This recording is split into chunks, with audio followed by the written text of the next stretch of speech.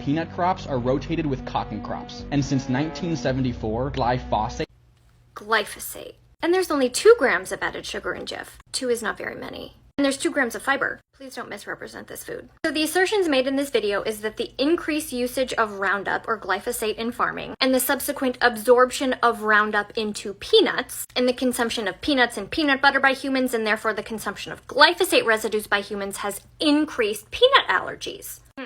The proposed mechanism is that glyphosate negatively affects bacteria in your gut, and we know that your gut health and your immune health are closely linked. So before I show you that there's actually not much glyphosate in your peanut butter, and before I show you that most of this information is based on bad correlations in rodent data, I'm going to show you the juicy stuff.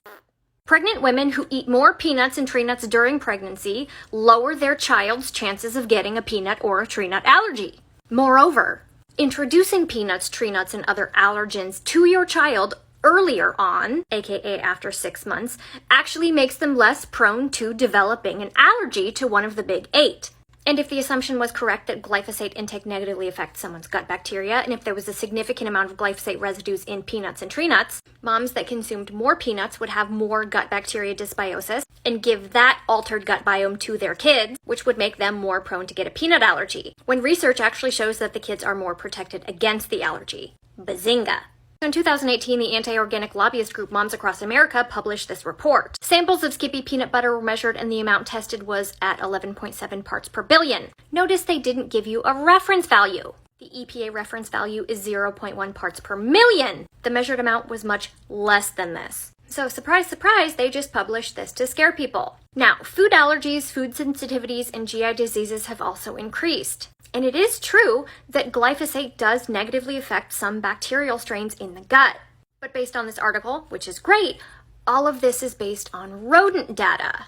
And they do have a very interesting outlined mechanism, and they have narrowed it down to specific bacterial strains. But your gut is not a rodent gut, and these are just a few strains out of the trillion that live inside your gut.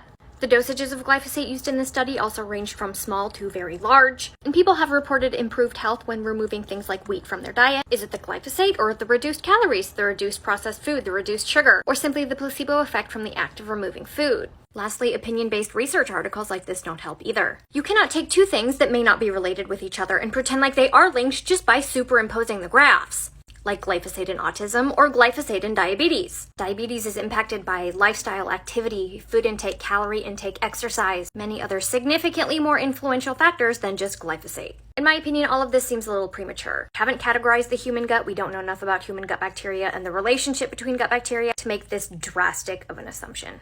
Too soon? So